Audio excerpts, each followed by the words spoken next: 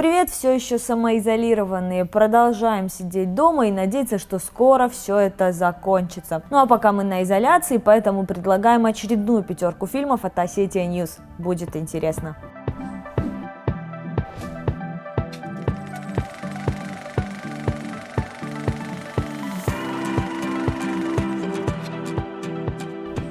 И сегодня мы начинаем с драмы «Манчестер у моря». Потрясающая лента Кеннета Лонергана с Кейси Аффлеком в главной роли вышла на большие экраны 4 года назад. Тогда же фильм получил аж 2 статуэтки «Оскар» за лучший сценарий и лучшую мужскую роль. Кстати, если до этого вы не воспринимали младшего Аффлека как топового актера, то после этого фильма точно передумаете. Главный герой фильма Ли Чендлер – депрессивный бостонский сантехник. Когда его старший брат умирает, Ли становится опекуном племянника-подростка.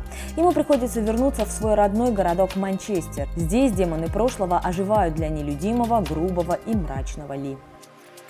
Возможно, первая половина фильма покажется вам скучной, непонятной и абсолютно бессюжетной. Однако подождите, обязательно досмотрите фильм до конца. Ведь только ближе к концу режиссер раскроет главную тайну, которая точно поменяет ваши ощущения от фильма. Можете поверить. Все, выдыхаем после сложной драмы, переходим к убойному боевику. Сегодня у нас здесь фантастическая грань будущего с Томом Крузом и Эмили Блант. Взрывы, драки, инопланетяне – идеальный набор для поклонников экшена. События разворачиваются в недалеком будущем. На Землю нападают инопланетяне. Справиться с ними не может никакая армия. Главный герой – майор Уильям Кейдж. Он умирает в бою, но вдруг происходит нечто необычное. Солдат попадает во временную петлю.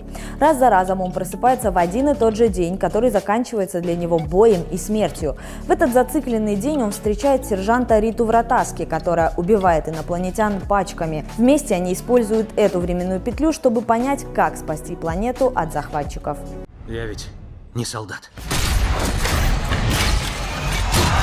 Конечно нет. Ты оружие. Грань будущего – это экшоновый день сурка, который не дает скучать ни минуты. Крутое кино, которое идеально подойдет и для домашнего просмотра.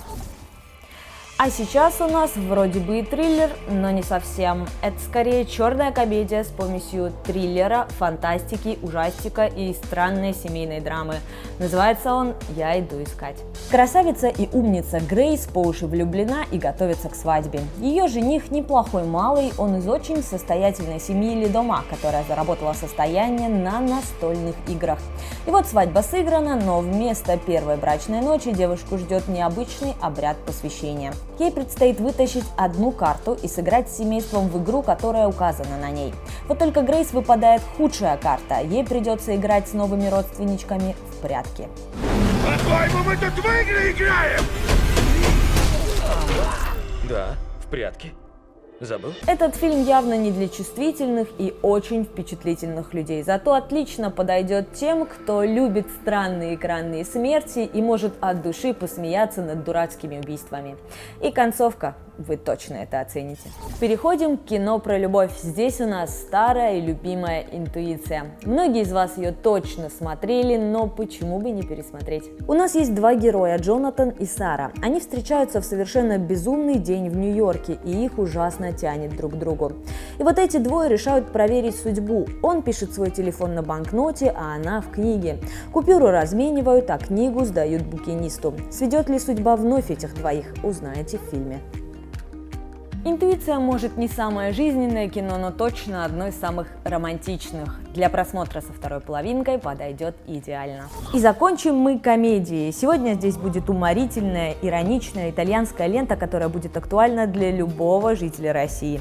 Фильм называется «Закону тут не место». В центре внимания маленький сицилийский город и его жители. Долгое время мэром здесь был не самый честный человек.